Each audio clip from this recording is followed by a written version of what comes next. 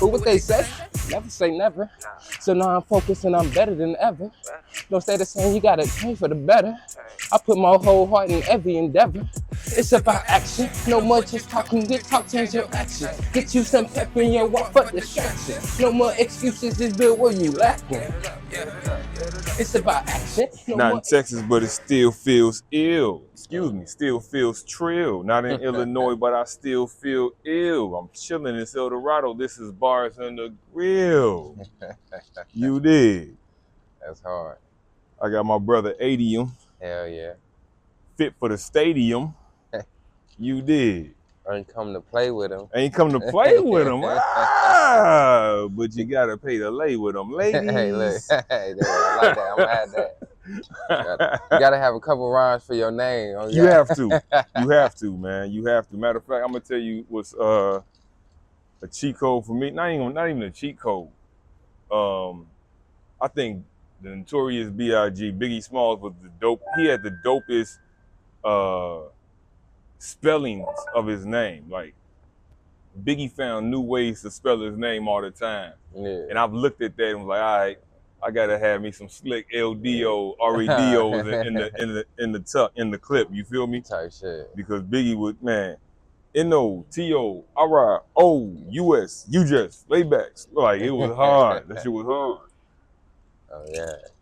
Anyway, man, I'm sitting here talking with you, man. Oh, man. Talking with my brother Adeum, coming all the way despite the jersey. The jersey. I'm gonna let his crib talk bad about him. Yeah. Despite the Kansas City jersey that he's rocking, my brother is actually representing the other side of the moat.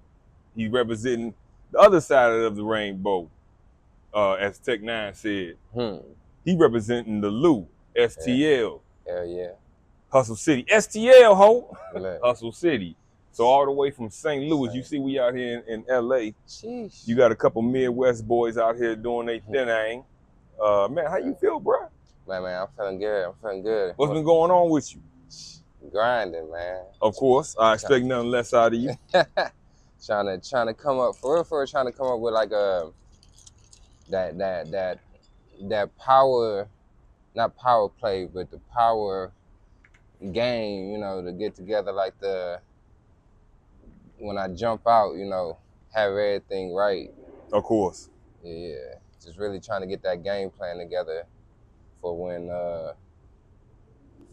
I step back out. 'Cause I've been kind of chilling back from like social media, even though which is terrible because I just dropped a freaking project like 3 months ago. So Has it been 3 months already? I think it has. I gotta check now, but I think it's been like 3 months. What's the name of it? You can't just say I dropped the project and leave it on the table like that. The self-help tape. Say it again. Self-help tape. Say it one more time. The self-help tape. The self-help tape. Me? You did. Yeah, go check that out. You know, available everywhere. But yeah, and maybe it's just me and my artist brain of like, with artists, you're so used to. Keep talking. I'm over here. It's Bars in the Grill, baby. I'm bouncing back and forth. We live in effect, for real. Oh God, it's already, he just baking the charcoal. It's already smelling good. That's how you know the barbecue gonna be good. You dig? But maybe it's the artist in me, but it's like, I'm used to writing every day, you know? Mm-hmm. And I just kind of been chilling back. I ain't been posting and shit like that. So the artist in me is like, damn, I'm really ducked off. But when in reality, when I just check, I'm like, nah, I just dropped music. And I've been doing like, you know, interviews and stuff like that. So it's like, I'm kind of doing it how I'm supposed to be doing it as far as like rollout go. But the artist in me is like, you want to rap more. Oh God, I just like to rap, man. I want to rap some more. Man, I'm ready to rap. So it's freaking, but like, so I've been trying to get that game plan together to where when I start back dropping and when I start back posting shit, and we've been getting like the studio together behind the scenes, been building up a studio so that we can record as much as I need. Cause that's a problem too, you know. So you building a studio? Yeah. Me and my engineer / best friend. It's true that you gonna get a lot more friends out of doing the work than you are like trying to what it say. it's easier to turn a client into a friend than a friend into a client. And that really is true. Cause you know, me and T been grinding for like 5-6 years now. Right. Fucking shout out to T John. Oh God. The Magic Man. T John Magic Man really earned his name for real. The Magic Man. That nigga do shout out. magic in the studio. We make hits. But so yeah, me and him just got blessed with the opportunity to kind of like be able to build out and run and manage a studio for ourselves. So we've been, you know, getting that foundation groundwork laid out. Super dope. And then that was kind of like a hindrance too of like why I was only dropping like a project a year or every so often, just because it's like I write at a full clip. Like I probably got like 40, 50 songs I need to record right now. Okay. So it's like once we get this situation, you know, kind of rolling and shit. Squared away. Yeah, squared away. Then it's like I can be back to, cause I'm trying to drop like crazy. Like when I jump back out dropping, I'm trying to drop fucking once a week on some rush shit. You say when you outside, you gonna be outside. Man, I'm going all the way. Cause I mean, Andre 3000, that's something good he said. Even though I don't fuck with him for not dropping music. I do fuck with the Flute album, and I do appreciate dropping a freestyle piano album, because I be freestyling on the piano too. So, but it's like, he said, oh, he too old to make music, but it's like, you not. Drop that shit. Ever. Oh, God. I mean, you seeing what the clip's doing, but fucking, on some Andre shit, what he said was, this game takes momentum and fucking being in tune, you know. I don't think he said it verbatim like that, but it is this shit is about momentum and building up that momentum. Yeah, once you're in motion, it's easy to stay in motion. Once you stop, it's hard to get back in motion. Mm-hmm. It is. Exactly. That's for sure. And then once you get in people's face, and they used to seeing you in their face, they start tuning in to see where you at. Yeah, it becomes a relationship. Exactly. You don't want to be a stranger every time. Like, you got to reintroduce yourself to your listeners and to your supporters every time. And see, and that's what I feel like I've been doing, kind of like, cause it'd be too long of gaps in between projects or like videos and shit like that, or just even me posting to where it's like, nah, when I start jumping back out, I'm on consistently like be outside back and have a game plan, and not just be blindly doing this shit. Cause you gotta have a game plan with this shit. Can't be out here all willy-nilly being silly. Man, for real. You willy-nilly and silly out here. Cause there's people with whole teams doing this shit. So, and people with big production, 10, 15, 20 people. So when it's just you and the homies, you and 2-3 people, and really you and maybe 1 or 2 other motivated, cause somebody ain't gonna be as motivated as everybody. Ever. So it's So it's like you competing with that. You can't. So you gotta have a game plan. True indeed. Like, you saying some real shit. One thing I really resonates with me is, man, when you're trying to do it all yourself or just 1 or 2 people, it is possible. But boy, y'all got to be locked in, because as you said, it ain't gonna be easy, especially when you out here to compete, because we're all not necessarily competing, but you want to look up to par. Oh God. You know what I'm saying? You don't want to put nothing weak in the marketplace. So even if you're not coming from a place of I'm competing, it's still very much I don't want to be subpar. Exactly. So if you got people who have whole teams, you got to be, if you ain't got a whole team, you still got to be at a standard of a whole team, even if your whole team is only 1 or 2. You know what I'm talking about? Exactly. If you an army of 1 or army of 3, you still got to be able to conduct yourself and present yourself as effectively as somebody with a 15-man crew behind them.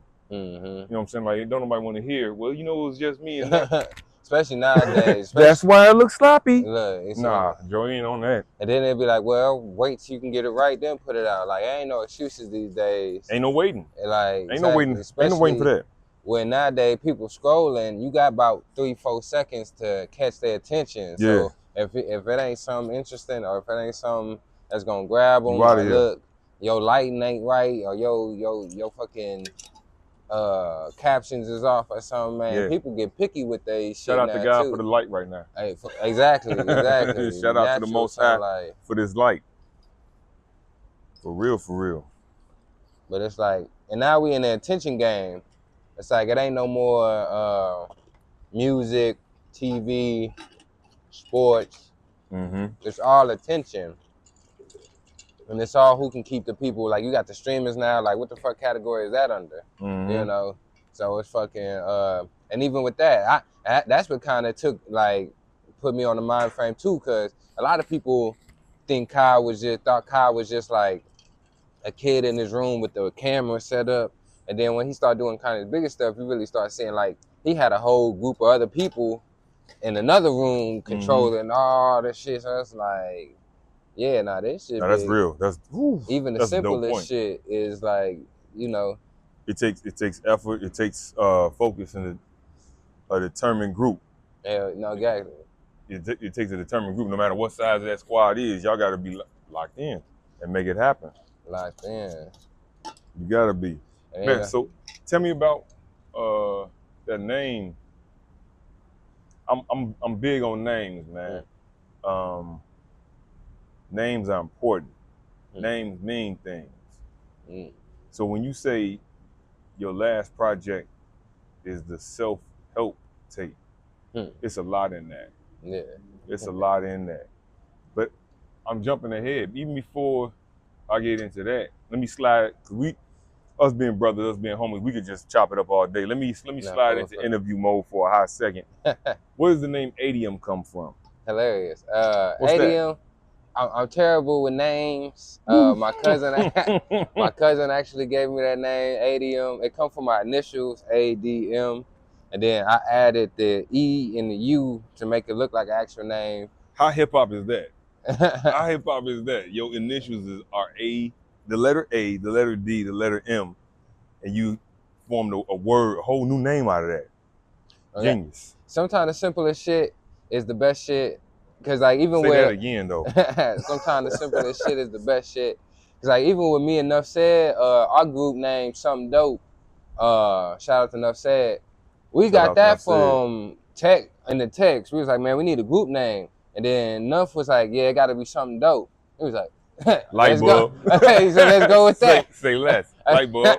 You did it. Shout out to Nuff Said. Good job. God. So it's like the simple, hey, fuck it. Like shit. If it sound good, all of that shit, hey, roll with it. Sometimes you ain't got to be super complicated. You ain't got to force it. To be a guy, to have a good idea. You definitely do not have to force it. But yeah, I wish it was like a deeper, this was my Cherokee Nation name from my grandmother, and we put the letters together, made it happen, started rapping. Hey man, if it makes sense to you and you have a meaning, that's enough. That's meaning enough. Whatever. And I like it actually sounds like a name. It does. Because like a lot of people just know me as Adeum, and I'm fine with that anyway. Because that is kind of like the name that you're given, you know, kind of like a nickname, you know. So it's like it's definitely your X-Men name.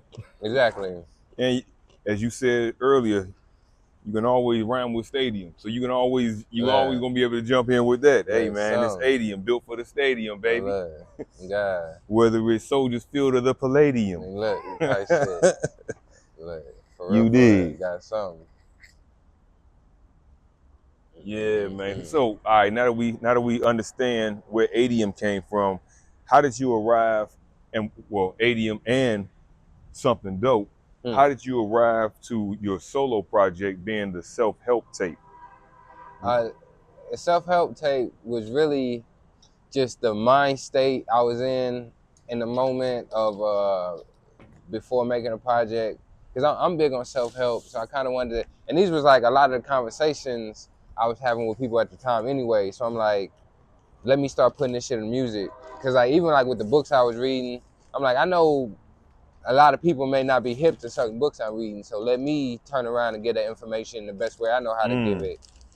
So you was definitely art was imitating life. Yeah, exactly. That's dope. And I really just like wanted to put my mind state in the music, because really all this music really came from like songs I wanted to hear for myself. And because you know the state of hip hop, you don't get certain type of music. So it's like, I wanted to make the type of music like I was missing. I feel the same way, bro. In the world. So I'm like, let me do some, because I was trying to get in that hustle. Because even though it's the self-help tape, it's my version of the self-help tape. It's my version of self-help. And my version of self-help isn't, oh, let's sit around and cry with each other and just keep complaining about, oh, this life fucked up.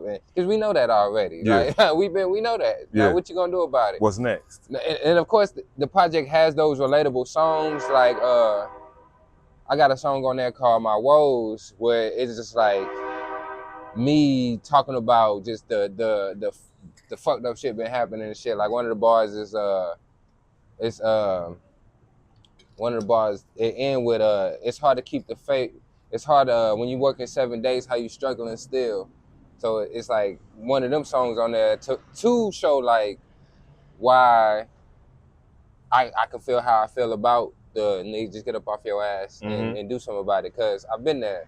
And so like, yeah, I just want to really like make music for myself, but then I'm like, this shit's hard. Let me put this project out called the Self-Help Tape, and then when people start listening to it, it's more about like, not, oh, pity me, but like, let's get up, let's do something. This It's a motivator. Shit. Yeah, it's some shit you can listen at the gym on some Tony Robbins shit. Yeah, like, it's a motivator. Like, it was definitely a motivator for me. Like when I told you, I think I told you, and if I didn't, I'm telling you now in front of the world, or the 3 people that's gonna tune in, or the 3 million, 3 billion. 3 million. I'm projecting that 3 billion. Oh God, 3 billion. But if I didn't already tell you, it definitely was a motivator. Like listening to it, appreciate that. It was like a conversation you and I would have and probably have had in the past. It's just, as you said, going through something. But man, I feel like I need to shake this off. I feel like I need to do something. I'm feeling, maybe I'm feeling stuck today. How can I unstick myself? And that's really what I was getting from it. As you said, it didn't feel like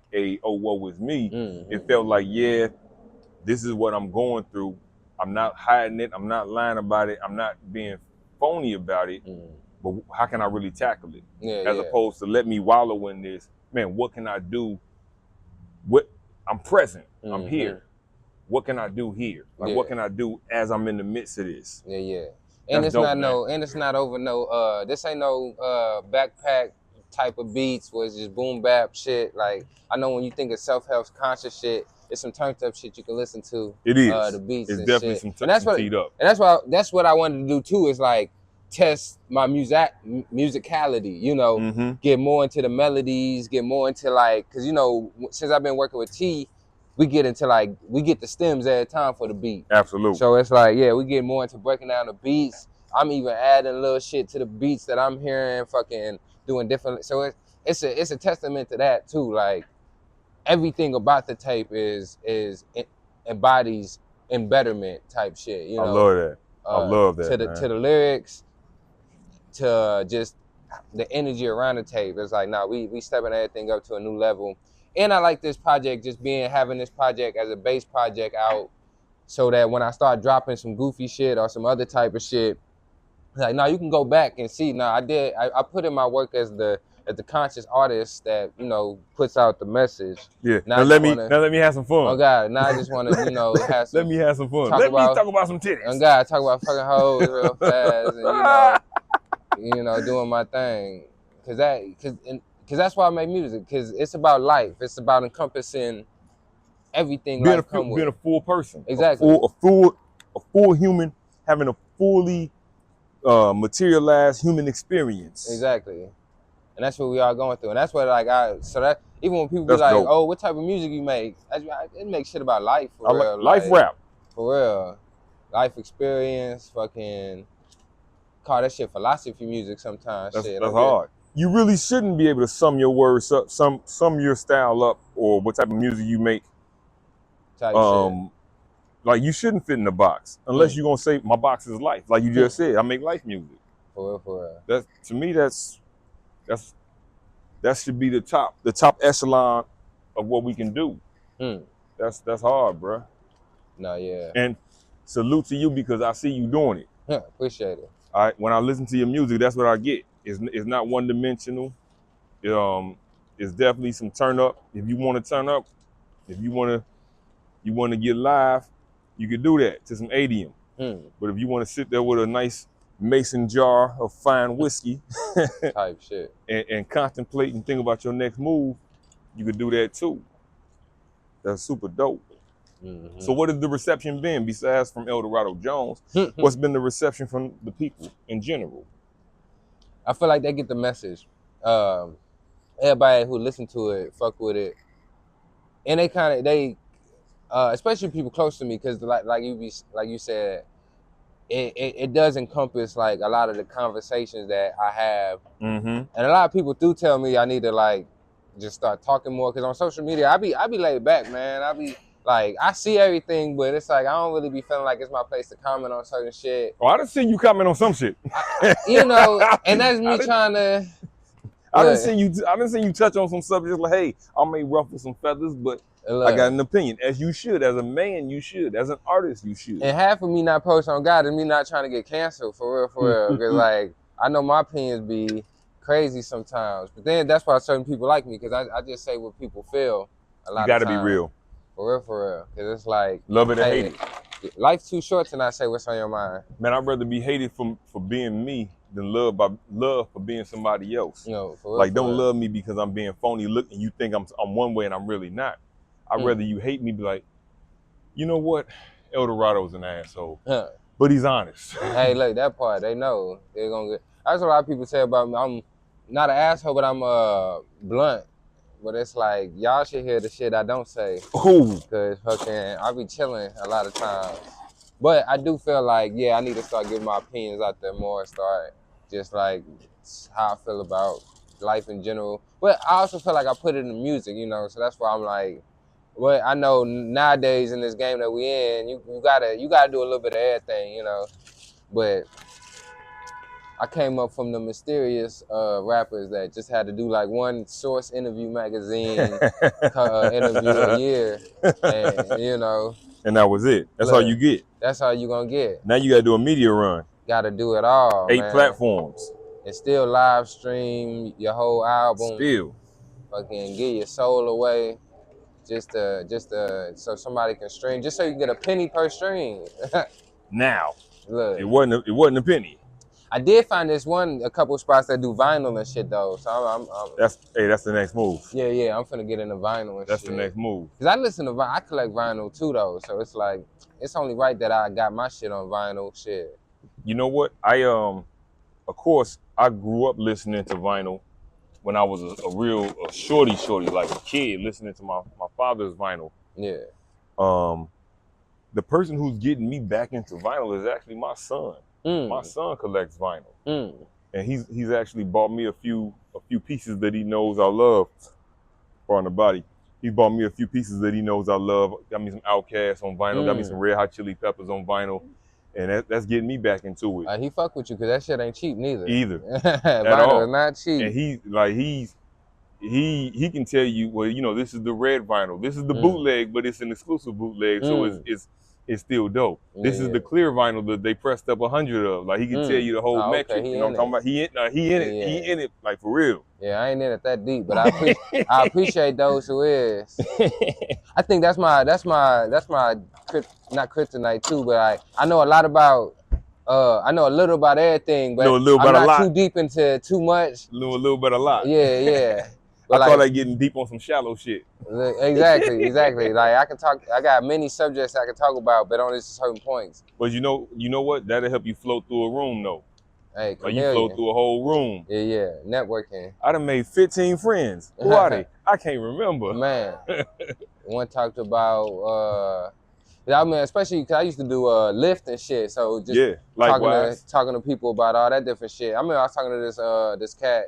He worked at like some aerospace type of shit, but we started talking about like Type 1 civilizations and shit like that.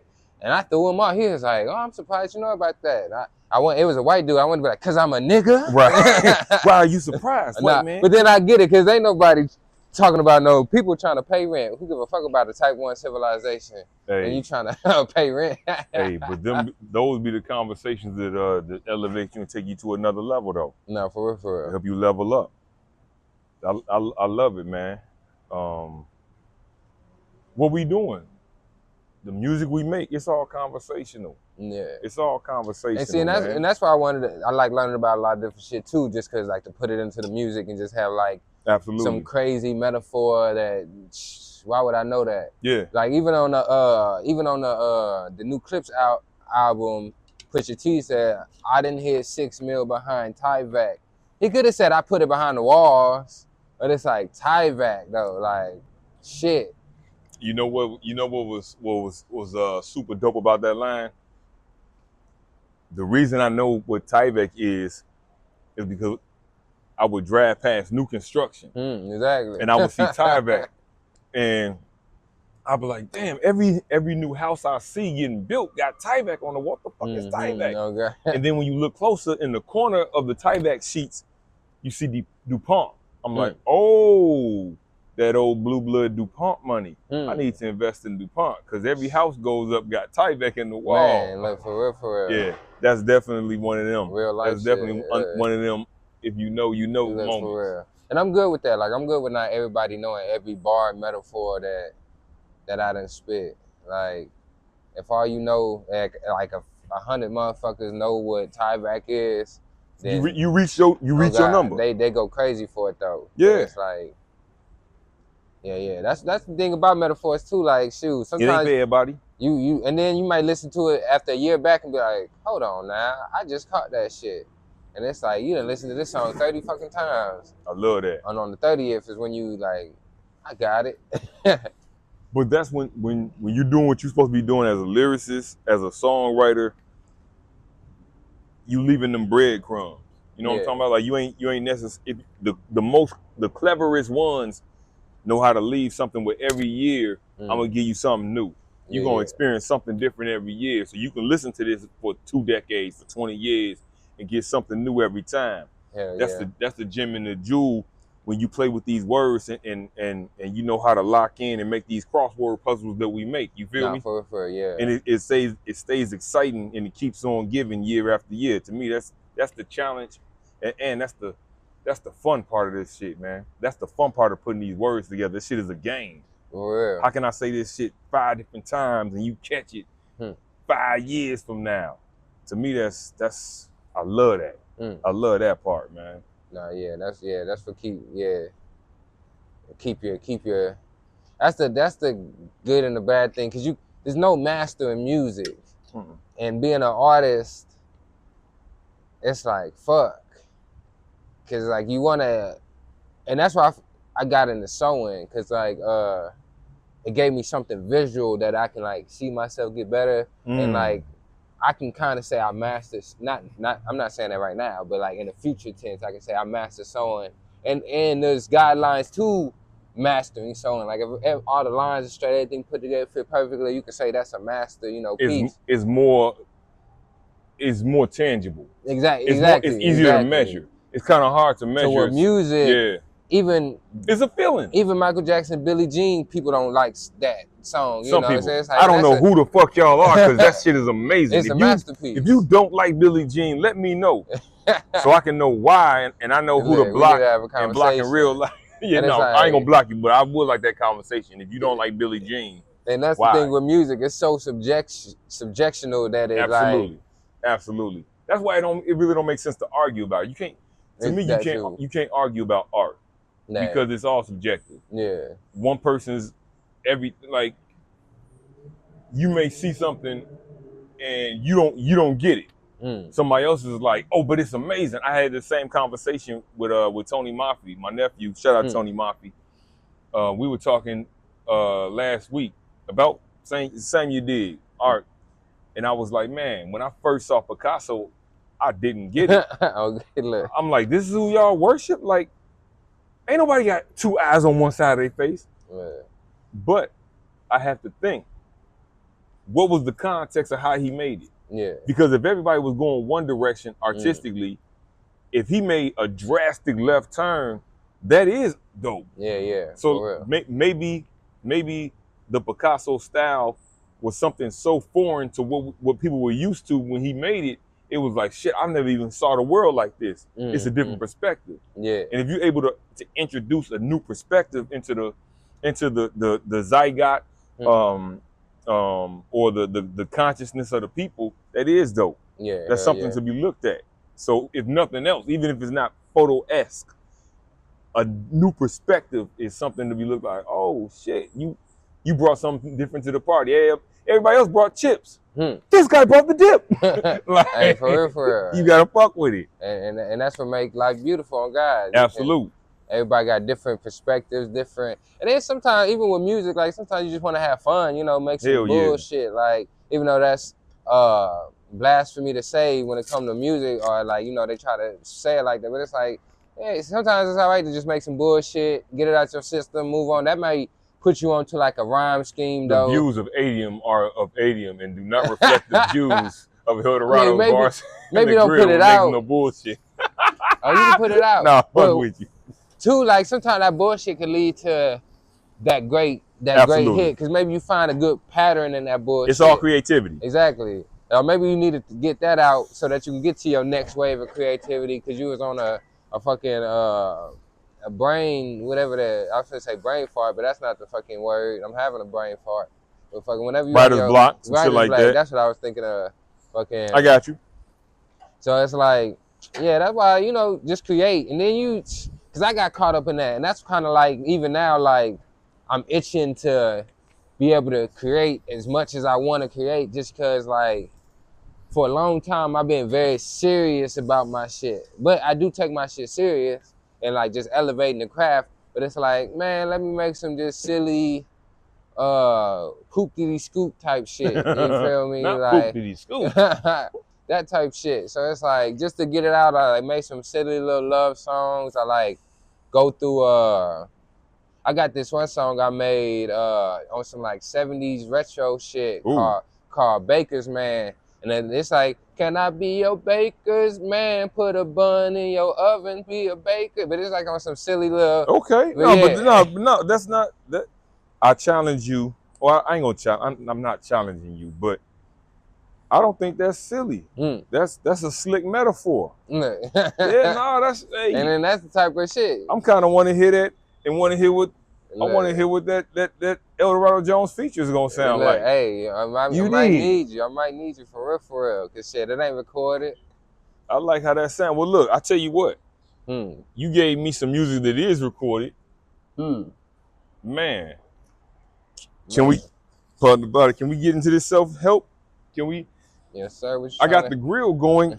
Can we get some bars going? What we doing? I'm ready for whatever. Man, Joe, let's I might need another shot. Yeah, I gotta go. Pour your poison. I got you. We pour our own poison here at LDorado Jones's Bars in the Grill. In the mason jar, real country. They already think St. Louis country. And so drinking out the mason jar just kind of. Well, y'all know Chicago backwards is Mississippi. So I don't give a fuck what y'all. I don't care what the problem is. We on some real outside shit. We got the mason jars and we go on fire. We got the grill. Adeum got the bars. You dig? Oh yeah. Well, shit, man. Let's if we can get into it. When I'm standing, how I'm doing. Man, however you feel, bro, you can be comfortable, man. You ain't gotta stand. I feel like it's blasphemy to sit and spit. Nah, I can do whatever. I might. But you can stand. Yeah, if you want to stand, you can stand. Adeum, LDorado, Bars and Grill. Let's get into it. I know what's up. Now if I had it my way, I could top every top of the morning. Pushed off with no top on the phone. I wanna have it all. Really ain't no stopping my story. I can't wait to see what God got for me. I can't wait to see what's in my store. I just couldn't live my whole life, Pope. It's more to life, if you know, you know. And if you don't, you fuck. This game survivor, better push your luck. Too many ways out just to sit here stuck. This crowd air, better push your star. You can win no matter who you are. You go to war, you gon' get your scars. Play to win, we gon' get what's ours. A jail guard, how I push these. Now riddle me this.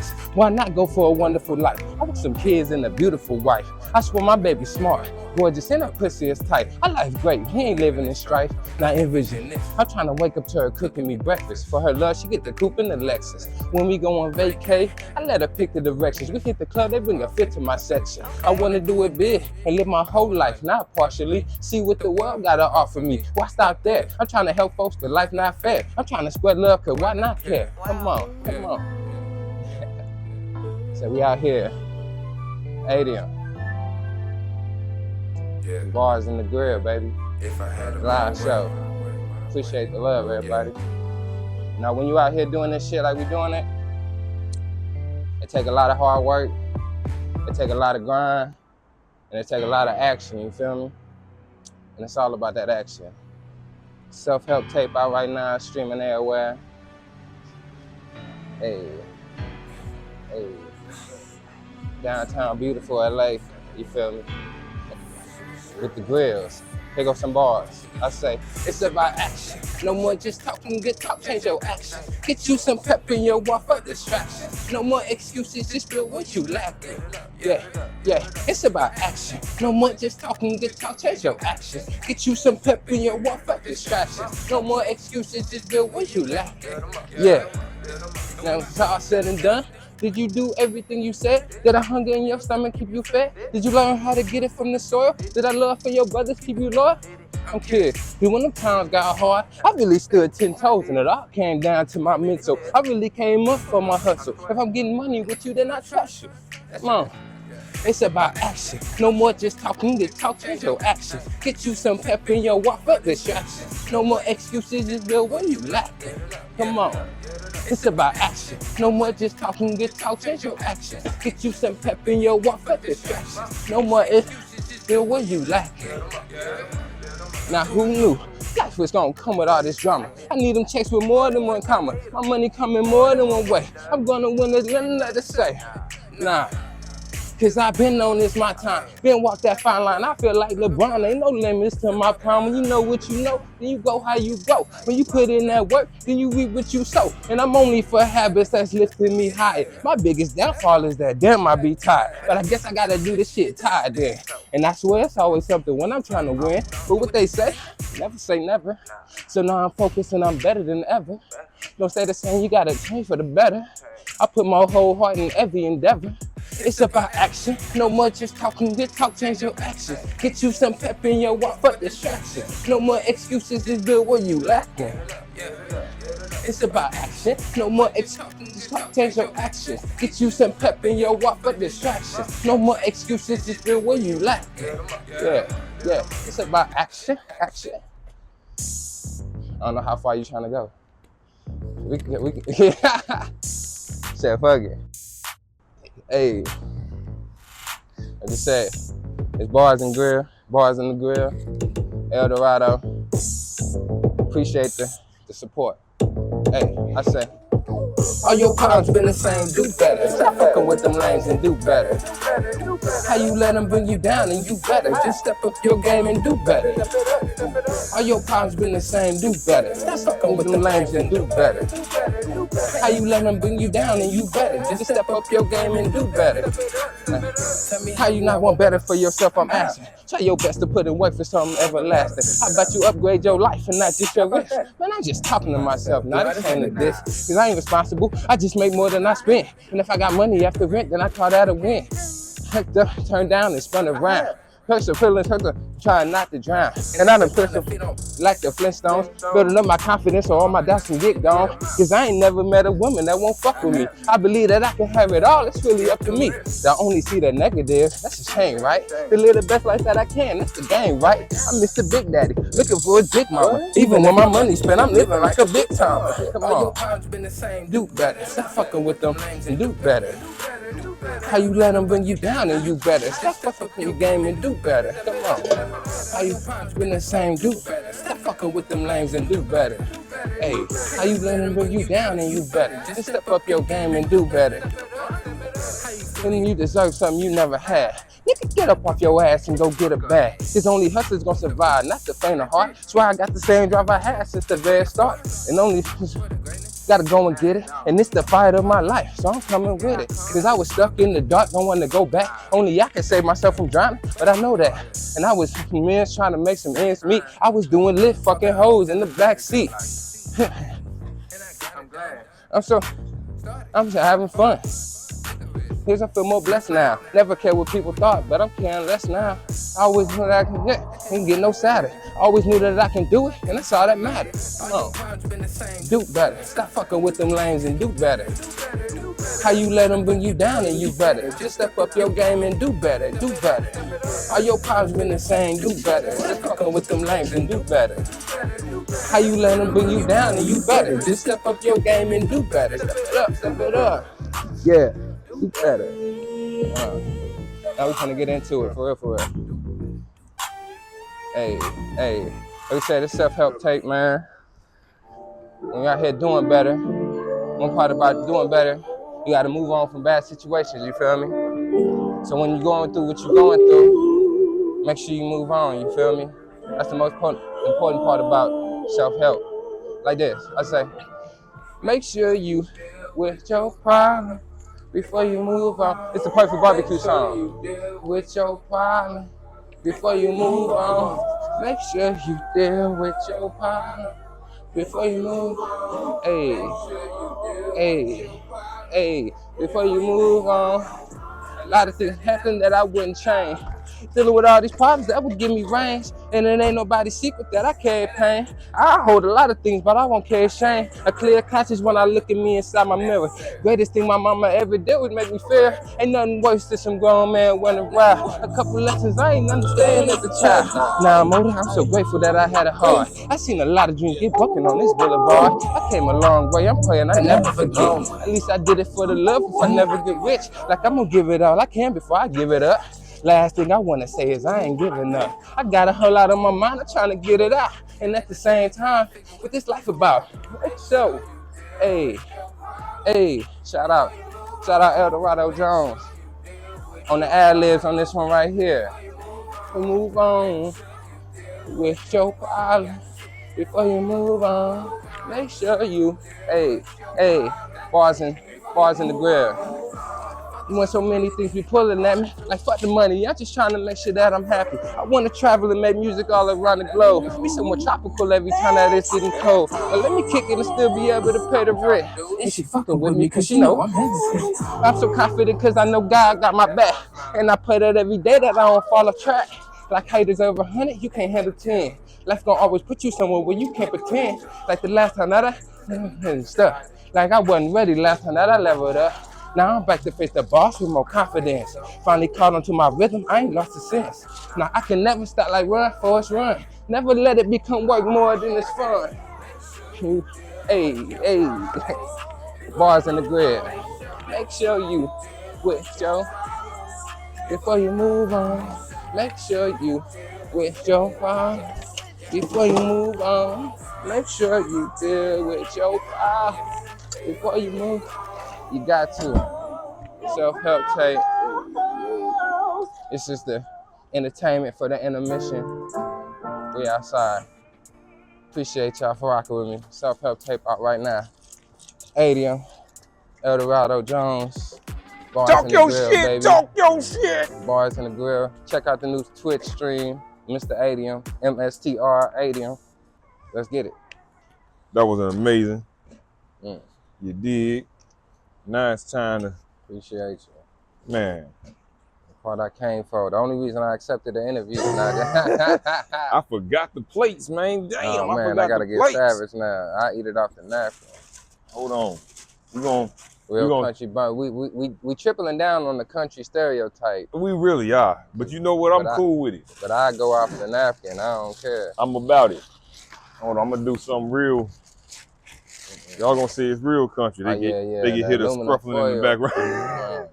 What y'all? You ever ate cereal out of aluminum foil bowl, nigga? You don't know about this struggle. Nah, I'm from a cereal out of a cup. Look, that too. All of that. Cereal out of cup sometimes is more convenient anyway. But this how they get to you in the barbecue joints anyway. The real barbecue shack. You ain't gonna get no motherfucking plate. You gonna get a tin slab. Oh God, on the straight up motherfucking let me tray. On a tray, you dig? Hold on, we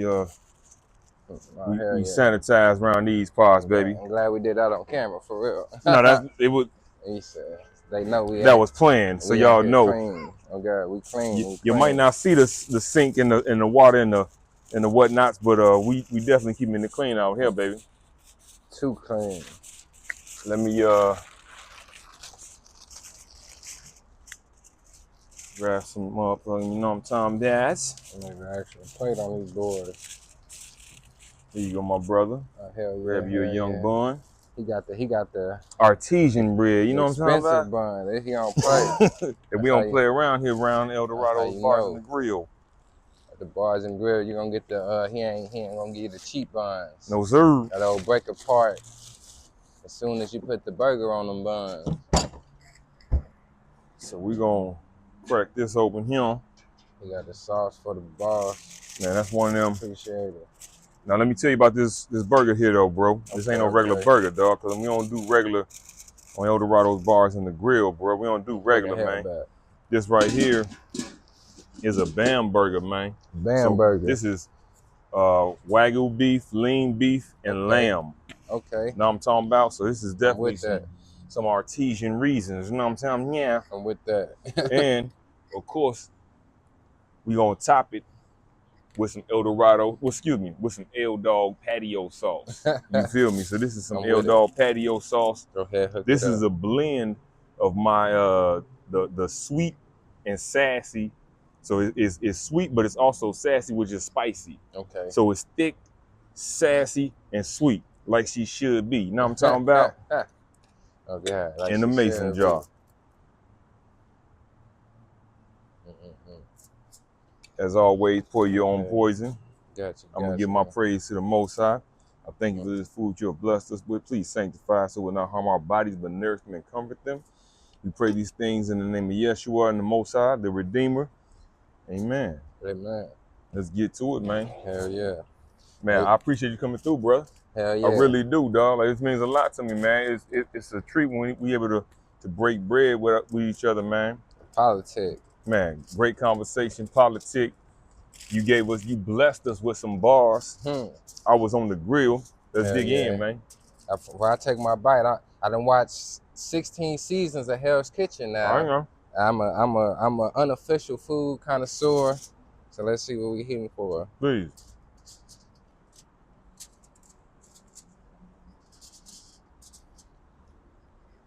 Oh yeah, that's hitting. You fuck with that? Fuck with that? I'm fucking with that. The sauce hitting too. Gratitude. Yes, sir. Mm-hmm. Yes, sir. Oh, yeah. I'm tweaking. You want some chips? I'll take some. Fuck it. Man, y'all got a part in the body, man. We smacking in y'all ear. I know some of y'all get down with the mukbang. This is an interview slash mukbang portion. This is making y'all day. With the drink. Oh God, it's a nice little setup though. You get the food, the drink, interview, make a nigga real comfortable, talk a whole lot of shit. That's it. You put some barbecue sauce on that spit. You know what I'm talking about? Type shit. Shit. And like you said too, shit, it's good to see you. Fucking Absolute. Politic, build, fucking, you get into the hustle and bustle of LA out here and shit. Working so much, fucking getting to your own grind. People got families, people got all type of shit. It was good to sit down and chill and in any way, even on camera, off camera, all that shit. Man.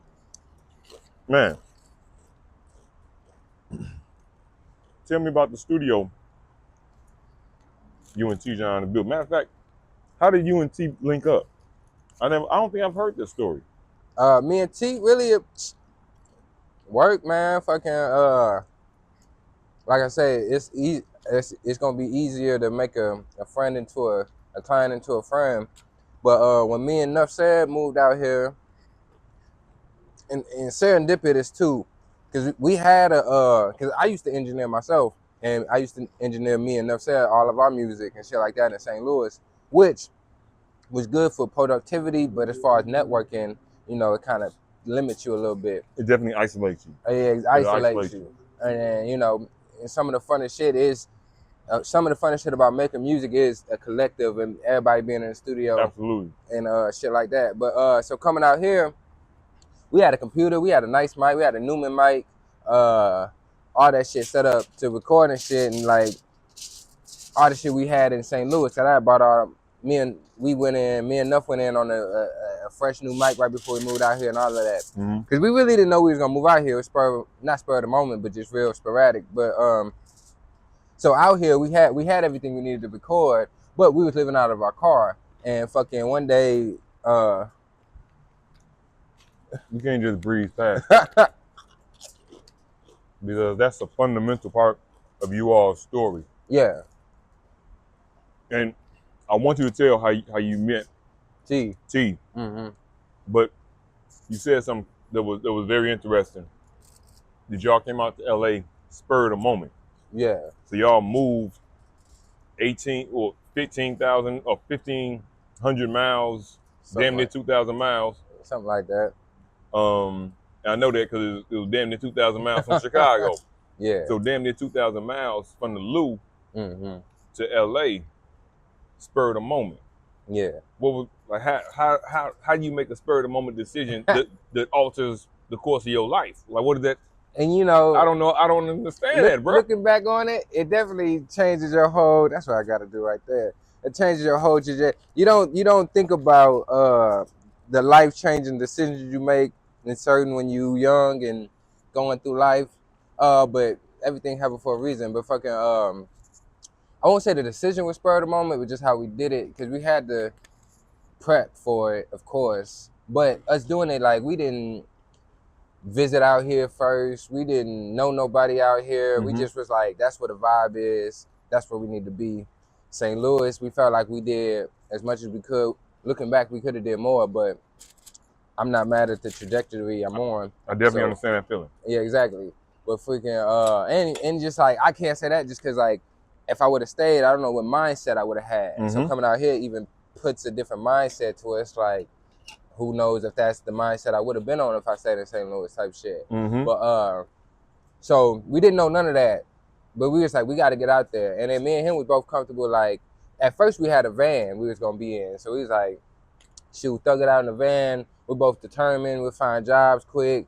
Thug it out, make connections, do the damn thing. And that's why it's good to have somebody just as crazy as you sometimes, because anybody else probably wouldn't have did it. But then I think he brought it up. I was just like, all right, let's do it. And maybe him being like, damn, this nigga just was like so quick to say yeah. But I'm like, man, I'm ready to get. I always knew the world was bigger than St. Louis anyway. So I'm like, let's get to that part, you know, out in LA thugging it. So yeah, we came out here. Literally first night, drove to the beach. I mean, we slept in like a McDonald's parking lot the first night. Like we literally didn't have no plan. Which beach? We went to Venice Beach. Cause it was still active at night. So we was out there chilling. Even though it was dark, we went and looked at the water and shit like that. On the way out here, we got stuck in Kansas for 2 months, but that's a whole nother story. Yeah, cause we was supposed to pick up my cousin in Kansas, so we stopped there. Can you imagine being stuck somewhere for 2 months on a road trip? Boy, that you're not even supposed to be. This sounds biblical. And everybody told us like, oh, maybe this is a sign for y'all to come back. And we're like, nah, this is just let's keep it pushing. Like, beware, message, beware of the detractors, right? Even, or rather, especially when they are close, on the body, close to you. Beware of those close to you who doubt your purpose and who doubt your vision and disguise it under the banner of I'm looking out for you. Exactly. I'm doing this. Maybe you don't see what I see, but I think that you're making the wrong decision. I'm scared for you. Beware of other people putting their fear on you. Don't let somebody put their fear on top of you. I'm sorry, you were saying. You good. And really it is, you just gotta beware of it, but don't take it harsh, but just beware of it. Don't let it stop you, but at the same time, don't think too big on it, because people can only see past their perspective, you know. Ooh, say that. So it's like I don't, and then people want to, you know, they fear for your safety, all that type of shit. So it's like you said, I was definitely aware that like, okay, I'm not finna listen to you, but I get where you're coming from, and you just concerned about me, and you just going off of your own perspective of how your life went, which is all right, you know. But come full circle, like not to shade or nothing like, but like my mom was one of the people like, are you sure this is what you want to do? And full circle, now she lives out here with me in LA. So God bless mamas. exactly. Mamas just want to hang out mamas just want to watch out for their sons. Exactly. But mamas will be the first ones when you when you good. when you good. Oh, mama on the way. Look, on God, Mama when you on get the it way. established, you're on the way. On God. I always knew you had it in you. And I get it. So it's like, but yeah, so freaking got stuck in Kansas, got some jobs in Kansas. I almost died in Kansas because I For like 2 months? Yeah, because I had caught like bronchitis from like working at this dang corn factory, and it's like the popcorn seeds, and we're like shoveling them, and I don't really. Hold on, that's the most Kansas shit I ever heard. Most Kansas shit that's ever. the most Kansas shit I've ever heard. Definitely. Working damn near choking on a colonel.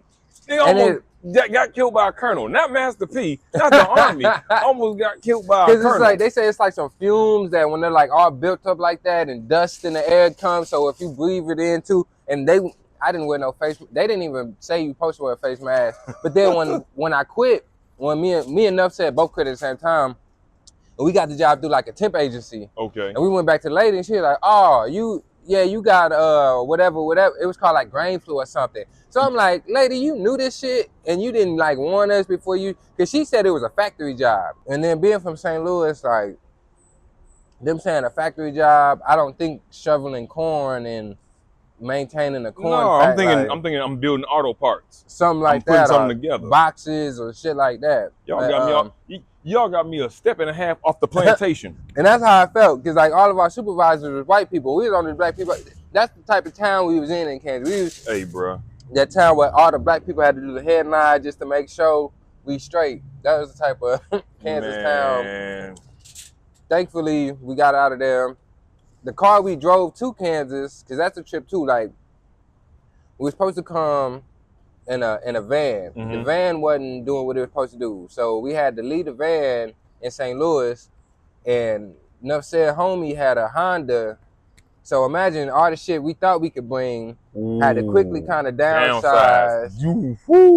Downsize for a cross-country trip is ridiculous. For the rest of your life, like not That's even. crazy.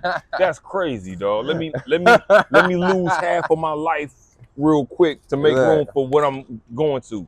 Hey, this is faith. Shit. This is biblical. I appreciate that. This is biblical. And that's how I feel sometimes. It's like when you doing, because it gets scary, but I feel like, yeah, when you walking that purpose, that path that God supposed to have for you, shit just line up like that to let you know that you're on the right path. Yes. And that's how I really feel. And then, because, you know, it say faith without works is dead.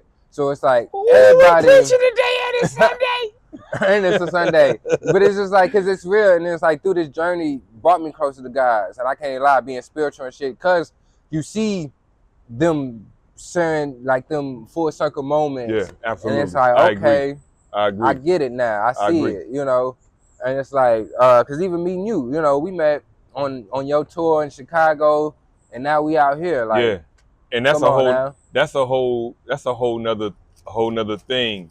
Okay, and that's a chapter of my story, and a chapter of your story, and a chapter of enough stories. We got to do a part 2 on God with all of us. Yeah, because I'm even listening to you tell how y'all got out here, and I'm like, wait, when I met y'all did have a van. So exactly. Because we got a whole nother van. Okay, oh my God. So look, lost the van, got a Honda, got to Kansas, the Honda broke down. Got a 2-door Acura. Luckily, the Acura is the same size as the Honda, so we ain't had to downsize no further. And then got out here, the Acura broke down. And then, like, a couple months later, Enough said went back to St. Louis because his dad had got another van, and he drove that out here. So that's the van you seen. That was. When I tell you, brothers have been locked in and not letting anything get in their way, man, like, whatever we get from this life is gonna be worth it because the work has been put in. Mm-hmm. And it's not a life that can be tallied up according to streams, sales. Yeah. It's those numbers, they count, but they're not the totality of the value of a life. Yeah. And the amount of deposit, like life deposits y'all have put in, man, what's on the other side is gonna be grand. And that's the beauty of life too, that starting to appreciate more and more is that, like, cause if I wasn't doing music, man, I don't know what the fuck I'd be doing in St. Louis. Like, I know I'd still be. Music gave me the courage to leave because I had a reason. Like, if I didn't have a reason to leave, I would never left St. Louis because it's like that mindset you in. Yeah, absolutely. But coming out here has been the best thing ever for me. You know, mindset, everything. What? And then, wait, I'm sorry. Even real quick, the Four Circle shit, because me and Nuff Said started as, I was engineering his music because he came to me and needed an engineer. Oh, so y'all didn't even start out exactly. As a, so you're talking about the bond, the bond. Like, yeah, life blesses you when you're on your journey. Like, clients becoming friends, and then having Enough Said, I can honestly say, like, you know, we're men, so we don't express this to each other often. So Enough Said's probably never heard this, but like, you only get to have a person like that in your life is a blessing. Because it's like somebody that's crazy, not even crazy, but just like delusional enough to do this shit. Yeah. And fucking live in a car we was in a car for like 6 months. And then figuring it out, all that type shit. Good brother, man. Fucking. Enough, I need you here. Even, oh God. I need you here. Even beforehand, we had the courage to do it together because we in St. Louis, finding venues, both of us coming up with our half, both of us being responsible for each other, like doing what we say we gonna do. And so you see like, okay, because you know, you have people that you try to put in certain positions, but if they feel like, oh, I'm getting made to do this shit, it's not my, they're not going, but it's like, it don't work. To have that person that's like just as purpose driven as you is, to like really like, when you have somebody who you feel like you can walk into a room and everybody in the room is against you, but it's cool. Yeah, we got each other. Exactly. And we'll die here. So like, even back to back, we'll die in this shootout back to back. It's cool. Exactly, and that's all you need. That's all. That's it. One person having the faith, like one person, you know, like we in the field, that's fire together. Like, because sometimes, and even coming out here, I fucking around would have went home if I was just out here by myself. And like after so many months being homeless and shit like that, but I had enough right next to me going through the bullshit, fucking. So it's like, and we never really cried at night, you know, complain or nothing. No. We just both on. We understood. In there, it's understood. Writing music, going traveling, and just doing, you know, so just having that next person like just gives you that extra boost, you know. The power, what you're describing is the power of brotherhood. And it doesn't get spoken about enough. What you're saying, like how you said, as men, we don't always say it, so maybe enough has never heard you express it in this manner. There's a lot of silent understanding within brotherhood that we don't necessarily say verbally, for better or worse, but it's understood. Yeah. He feels how I feel, and that's how we keep going. And sometimes it'll take a couple decades, maybe 20 years later, y'all laugh about it like, boy, I was scared of shit. You! But there's a power in a brotherhood that you feel, it makes you feel like you can take over the world and reshape the world. No, for real. Or die trying. And die trying, and you willing to die for and you're willing to die for it, man. And that's why too in the journey I get frustrated too, because like I know how much me and Nothing did together, or like how much I done did by myself. So it'd be like you get frustrated sometimes because you're trying to get so many people on the same mindset and the same. You can't force it. You can't force it. And it's like, exactly, but it's like, damn, I know how much teamwork is effective. And it's like, if we can all just get over our egos, and if we can all just get over who gonna be the man, who gonna get the credit. Yeah. Like, that's me, even me, like, I mop floor, I do whatever it takes for the victory. Like, whatever my part gotta be. Sometimes I might be the leading man scoring 20. Sometimes I'm just doing assists. Sometimes I'm just defending. Like, but you winning. Exactly. The team is winning. Exactly. Like, as long as I'm like, we out here still having fun and doing this shit, because like I said, this shit, in a sense, I'm living a victory lap already. Like, and I ain't even done everything I wanted to do. But it's like, explain that. That's a beautiful mind frame. I want you to really break that down for us. I say that just because, like, kids at home, I know the more manifesting has become a little taboo, but or just overused in the wrong way. When you're building out your future and when you're asking God for the life you want, you got to be real specific. And you gotta know what, and that comes from knowing what you want, every detail. Now you may not know you ain't gotta be specific with the journey because the journey always gonna change. It's gonna make itself. Yeah, you got a plan that the plan ain't gonna go to plan, but that's the plan. So fucking but a part of that is when you manifesting, when you asking God for shit, you gotta be real specific. And that's what, me thinking of that humbles me, because growing up, all I ever wanted to do was make music in LA. And in a sense, that's what you living your dream. Exactly. I may not be doing it on the grand prize level. Yeah. But I never even asked for that though. So that's where it goes back to, you gotta be specifically specific. Just wanted When I was dreaming of this shit, I just want to make music in LA, do shows out here. And what you doing? Affect people. Exactly. I'm making music. I got people hitting me up about my music. Oh, this song really helps me. I got little kids that play baseball walking out to my music. I had a dude send me a video that I had to send him a clean version of my song. Yo, that's crazy. So it's like that type, and it's like, yo, that's and you don't big, even think about that when you plan and shit like that, and that's the shit that you appreciate even more. Like, absolutely. Like, damn, I wouldn't even think about this shit. Or like the other day, my shit. I love that, Joe. I love that. Appreciate that.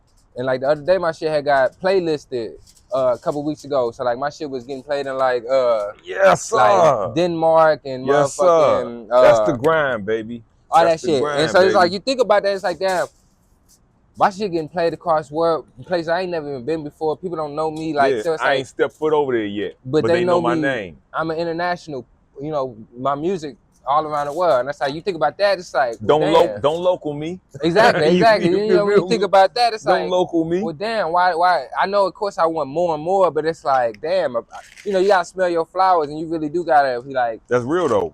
Them small accomplishments is what's gonna keep you going to like that big shit. That's real, bro. And man, I feel in a similar way, dog. I definitely feel what you're saying. Not only do I feel it, because for me, I tell people I'm a professional 9-year-old, meaning I'm living my 9-year-old dream. When I was 9 years old, I went to an LL Cool J concert. Belle Biv DeVoe was there, and Digital Underground after Tupac left, and some other people. Like, this is early 90s. I'm 9 years old. I remember being in the back of my father's van, another van. I was in the back of my father's van, and I said, I could do that. That could be my life. Like, I could see myself doing that. So like that night, I decided my life is gonna be making music, being on stage. Like that's what I want to do. At the same time, I knew I wanted to make cartoons. I wanted to make comic books, and I wanted to voice them. So now, all these years later, I'm living my 9-year-old dream. As you said, it might not be the grandest. It ain't necessarily as sexy as it looked at 9 years old. I didn't understand or see the grind behind it, but I'm actually doing it. It's a lot of work goes into it, but you're fulfilled because this is what I asked for. I didn't ask for a pretty ride because I didn't know that. I didn't know I had to. Exactly. You didn't know what you were supposed to ask for. And even that, like, you start seeing these LL Cool J stories, all these people's stories, you realize they didn't have it as pretty as what it looked like on that moment. You even like, and that's the thing too, because like I seen that, I heard somebody say it, then I thought about it and it clicked to me too, because it's like, they said like kids, they're not looking at first week number sales. Like if your shit get to them, you a superstar. If you on YouTube with Dirk and all the rest of it, they can click on your shit right next to you, a superstar. Like they're not like, oh, you didn't sell 800,000 copies. Like no, like hey, his music dope. I can click him after I watch all these other Young Thugs. And other shit is industry bullshit. They try to use to limit us. And you're affecting that. And then I thought about it, I was like, yeah, a lot of I used to be on Hobson music early, and it's like he was going around when I went to one of his shows. It was in a bar really, but it's like you're not thinking about that. It's like, hold on, there's people in here. He's doing the show. This nigga's a superstar. It's real. Exactly. It's real. To you as a fan, as a listener, it's real. And then it was even better because afterwards he was able to talk to everybody. Not on no big stadium shit where it's like, damn. So now it's even more personal and dope. Cause it's like, damn, I got to shake this nigga hand. I That's just watch ill. him on YouTube and shit, listen to his music. So it's like, success really is what you make. Cause I don't want to be I can't walk out the house without cameras flashing, and I'm not trying. I like my anonymity, whatever it's called, to walk outside, nobody know me, but I'm still getting paid to do what I love. So it's like, man, if I could make 100,000 a year off this shit, 200,000, I'm happy. Like, You up. I ain't gotta be a super millionaire. Now me, give me the billions. If it come, it come. Give me the billions. Not at the cost of my soul. That part, because what you wouldn't, and that's Because something. he said you gotta be specific. So give me the billions. Hey, exactly. I want the billions. Or whatever the currency turns But he ain't into trying in to this end new up on AI. the Diddy list. But no Epstein list. You He ain't ain't gonna. trying to be invited to the party. Nah, I ain't trying to party. And that's the thing I be telling my little brother, like, you can't want another man's life because you don't know what he did. You don't know. Hey, bro. And we finding out more and more. They say the grass is greener on the other side, but you don't know what they put on that grass. Oh God, grass Yeah. full of chemicals. Hey man, that manure, People not happy with themselves. for real. But then I do realize, like, there's no planning to land in the middle neither. So you got to go as hard as you can go, but just land where you gonna land. So I got to work like I'm trying to be a superstar, and just wherever I land, though, is where I land. I mean, you sound like you. This is amazing. So I'm hearing as we're talking, I'm hearing the self tape. That's what I'm saying. I'm hearing the self tape as we're talking. And I appreciate that. So, and you oh my God, you might have. I don't even know if you caught what you just said, but you said it, so I'm assuming you did. You spoke about the level of happiness. They might not be happy with themselves. Got my ass. Got them. That's why I eat fast. Hey, that's hilarious. Hold on. A lot of like. I got you. My question. No, I got you. My question for you. Stay right there. You got to answer the question. I've been watching you put the thing on, but I'm like, you're like, it's not gonna happen to me. Hey, bro, like, it'll I had happen a to lot you. of food on that real. motherfucker.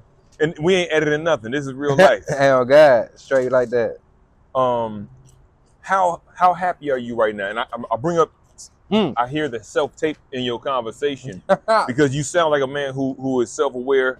Yeah. And has been, I guess, as they say, doing the work.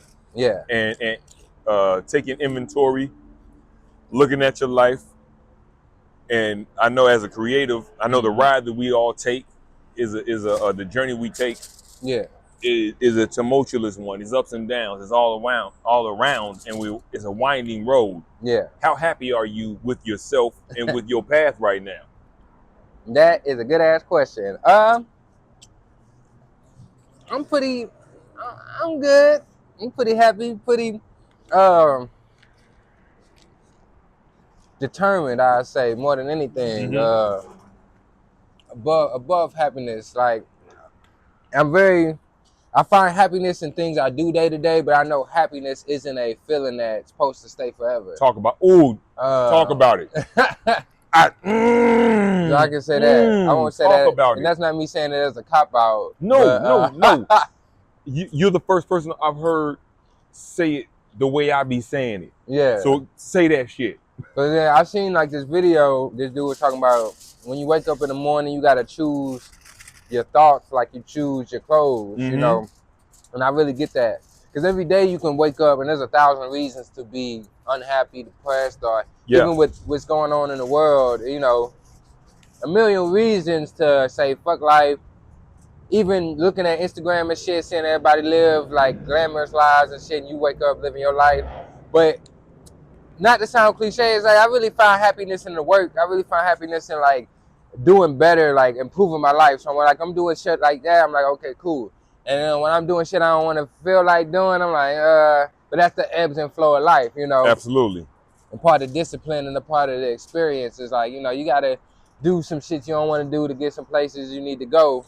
But overall, though, I'm happy. Like, and then lately, I've been making it a point to focus on my happiness and be a little more selfish. What does that look like? Or what do you mean by that? And what does it look like?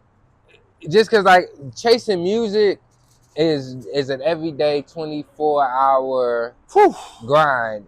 You think about it even when you're not doing it, and when you're doing it, you're thinking about what you're not doing. Yeah. And when you're out trying to party, because of course, as a musician, you need experiences. Yeah. But when you're You out gotta live partying, you thinking about music, you know. But it's like lately, I've been giving myself the permission to be like, no, we're not focusing on music right now. We're focusing on having fun. Cause like, yeah, you put every dollar, I invest in myself. I'm not one of these. I'm just gonna record some shit on my iPhone and throw it out, like, cause I really like being an artist, like even deeper than a rapper. Like I like getting into like the cinematography of the shot. I like, you know, making stories we got a whole nother episode. We got to talk about just even the animation, the that type comics, shit, all of that. Like I really like the visual exploring my art. creativity. Cause I do feel like that's what life is about. Like Yes. just digging down, Yes. bringing them talents out, seeing what you love to do, and having fun and fun in what you're doing. You know. Absolutely. So that's why it's like I have my moment. Like I know what makes me happy to where like I can always like get into that. But then I know at points it's like, okay, my happiness don't matter right now. It's about doing what I need to do. But lately, like I said, I've been on every show coming up I'm going to, every event I want to go to coming up. I'm not pushing it like, oh no, I'm gonna go to the next one, or oh no, I gotta put this money in the music. Like, nah, you taking time. You allocating certain shit exactly to make you happy as a human and exactly feel good. Cause you do when you grinding. This should take patience, like, and this should take vision, and like even with the studio shit, like I thought that shit was gonna be done in like a week or 2, 3 weeks. Man, it's been a couple months, you know. But it's like I'm seeing the vision that's all coming out, and then it's just more time for when it does open up. I'm ready, you know, and that's a part of patience too. Like working in the patience, like don't just absolutely sit around on your ass and be like, oh, I know my opportunity coming up. Even if like you got a show, you know, oh, I know my show coming up. But if you just sitting around on your ass, like how good is that show gonna be? Yep, you gotta work it. You can be having that momentum to where like I've been posting all up into the show. Now when the show drop, I got more people tuned in than when I posting like the after shit and absolutely. all that type. Shout out to my boy, my brother, my bro, Aunt D's, aka Mr. Set on Success. Also from the Lou. Okay. And I say that because he posted something the other day, and I'm gonna say he made it because he has profound sayings like this. And if he didn't make it and he got it from somebody else, he got to tell me that. So for right now, I say he made it. He posted, grinding / hustling is a gear, and you're allowed to switch gears. Yeah.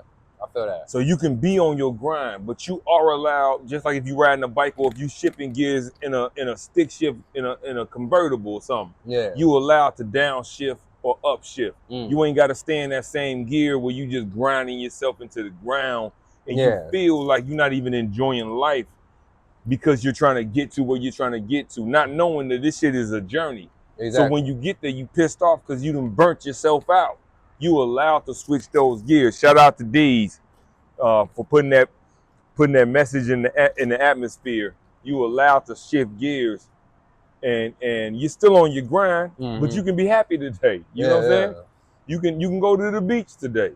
You can do some things to make you can live life and go to a party, as you said. Yeah. Because that's giving you more life. Yeah. And what we're doing is translating life over beats. Exactly. We need that. And that's really what it's about. And that's what I'm having to give myself permission to do. You know? Like, that's real. That's real. And that's why I said earlier too, like I got gratitude because I already felt like I'm doing my victory lap a little bit, you know, like doing this shit with you is dope. You know, I never thought, you know, doing interviews and podcasts and just chilling, all that shit, you know. I'm just making music for the love of music. And all this extra shit. And then it was a point in time I kept thinking like it was a burden, you know. Talk about that. What you mean? Just like, oh, I gotta do this shit because I'm the one that's gonna break the curses, and I'm the one that's gonna make sure the family's straight. But it's like, nah, that's not my job. That's big. Now we getting into it. Have some more drink now. Hey, look, That's big though. But freaking, and then even with that, it's that's big. That's big. That's real. I have those same feelings. Yeah. Now you can't be so hard on yourself, because then even when you, and I learned that just even coming out here, because I try to get certain people out here and certain people on certain wavelengths. And you see, everybody ain't on the same wavelength, and everybody ain't trying to be a part of your program. So it's like, people get mad. A man, you can't give a grown man nothing. He gonna resent you. You start giving them too much. So it's like that type of mindset. So, and that kind of what brought me into that. It's like, because like I said, I bring different family members out here trying to, see the vision I had for life. But everybody's vision ain't everybody's vision, Right. And so it's like, as much as I see the potential in people, as much as I want to see everybody win and work hard, everybody don't want to work hard. Everybody don't want to. And then being out here in LA, you got to work hard. Hard as fuck. I just seen many people go home. I salute anybody out here that ain't from out here that's doing it. Because, I done seen plenty of people go home trying to, trying to keep up with the Joneses is going to leave you homeless. You did. That's what I tell them. And that's why I'm LDorado Jones, because I'm only keeping up with one Jones, and I'm going to keep her home. You did. Exactly. Or if you're trying to keep up with LDorado Jones, you're going to be homeless, because this man do a lot. He grind for his. You did. There's plenty years of putting this shit in the making. So that part. And that's the part too. People want the shine and all this, but then don't want to do the work, And it don't come like that, man. And it don't. So it's like, that's why I felt like this go around that I've been doing, and just life in general, I just been on more appreciation of just like, man, I'm out here really doing shit. Like, I'm out here really living life. Like, shit, we ain't all promised this shit. Like, at all, man. Day to day. Exactly. Day to day. And every day you got. To this day. Look, and every day you got a chance really to make shit better. And it's crazy because a lot of shit I know I be saying like kind of cliche, but it's like, it's real though. You gotta believe that shit though, because it's really as simple as that. Like, life is as simple as you can make it. Like, and they say half the shit. They say 80% of the shit you think gonna happen don't never happen. And an overthinking nigga like me, I be coming up with 1,000 scenarios in my mind, like I'm Doctor Strange fighting Thanos. Like, I'm going through. You done found 10,000 ways you gonna lose. Look, so exactly. Why should I try? Exactly. No, only one way to win. This don't even seem worth it. But it's like, we got to do something different. Exactly, because, like I said, I got deep on just like watching videos, listening to shit. And it's like somebody I was listening to was like, what would you do if you knew everything you did was gonna work? So it's like, and that's really what it's about. Shit works because you got that belief that you can make it happen. You move different. Exactly. You move different when you think when you think it's gonna work. Exactly. You move with belief. Like, sometimes just having belief is the difference of you winning and you losing. I mean, that's why we talking on a lot of deep shit, a lot of dope shit, and I love it. You said, and you quoted scripture when you said faith without works is dead. Because if you have faith, if you really have faith, you move on it. Exactly. You would do something. Exactly. And if you ain't doing something, how much faith you got?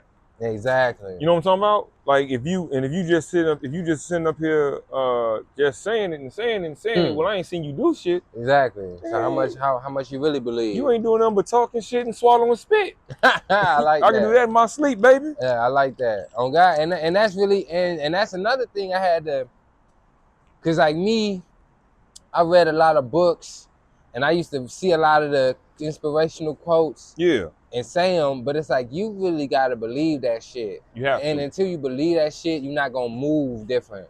And it really is that, like, God gonna test you before he bless you. God gonna. I didn't know we were having church today. Look, but I'm here for it. Cause when you're going through a crazy journey that I've been through, you gotta believe in God. You have to. Like you said, if you believe, if you have faith, you wouldn't move differently against yourself. If you really had the faith that you say you got, And that's where you got to stand. That's me. I've been trying to learn how to get out my own way. He said that for me. Look. He said that for me. I got it. I don't know if you got it. I got it. He said it for me. And I just really been trying to, like they say, you gotta surrender, and I feel that because, like you said, if you believe, why aren't you moving like you believe? Like if you know God gonna provide for you, or whoever you believe in gonna provide for you, or if you believe in that product, why? Because sometimes it comes to the last minute, and that's when you pass the threshold. Like it took that last bucket to win. It didn't. Them first 90 didn't even matter. It took that last That bucket to last. win. And really, that's what it be about. Like that's what they say. We're working out. It don't count until you get sore, until it hurt. Like, oh God, and you think it's just simple shit like that That's until you real. really internalize and be like, yeah. All the other shit was just getting me to this point. Oh God, So it's so now the work simple, begins. but we've been overcomplicating it because we think it's supposed to be complicated, but change it's not. It's not. Hey, Like, bro. Hey, man, I don't know if y'all ready for this amount of game that's being dropped right now, dog. This is some serious game right here, bro. Type shit. It's oh the my truth, God, man. that's truth. No, it's jeez. That can only come and get understood by niggas who been through it. And going through it. And going through it. Like, and know they're gonna get through it. And that's the difference. Like, you can tell the difference between somebody who's been through it actually, you know, Yeah. just from how the descriptions they give to it, the mindset they had about it. You know? Are you talking theory or are you talking concrete? Are you talking both? Theory? Shit. No, not you. I'm just somebody who ain't been through it. They can tell you theory. Exactly. You know what I'm saying? I can theorize, and I read that it sounds like this, but have you been through it? Man. Can you really tell me what that road feels like? Can you tell me the point where my ankle is gonna start getting sore because I've been, you know what I'm saying? Part. This number of steps. Like, hey, look. Step 5,027, 227, your ankle gonna give out. Exactly. So get ready for it. And that's the shit. That's why I be like, ain't no perfect planning for this shit. Cause like, yeah, once you get into it, you don't plan that your ankle gonna hurt because you don't know. Like, you don't know the process of this shit. At all. You don't know, like, yeah, them shoes gonna wear out. Like, you gonna have to get more shoes.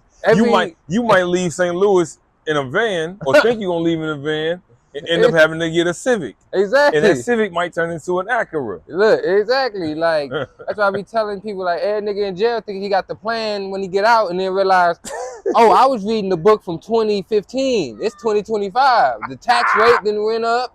The housing industry crashed and rebuilt itself.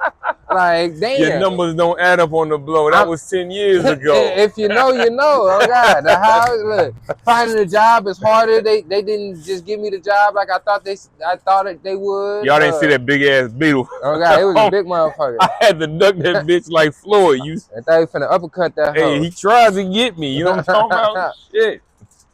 But yeah, so it's like that's why I be man. The best advice, just do that shit, cause you gonna suck. But people, now you got these people not wanting to suck. You gotta go through the ugly phase. You got to. You gotta go through the ugly phase. Like when you get in your dread. I was just gonna say it. Hey man, your head don't always look the way you want it to look, but you gotta go through it. I had an ugly phase, so my shit had the Jew fro. My shit was tight, looking like Napoleon Dynamite. My shit had to drop. Oh God, hey, you gotta go through that. But people want to skip that ugly phase. Y'all out here getting lock extensions. Hey man, go through the ugly phase, bro. We don't respect you. We might not.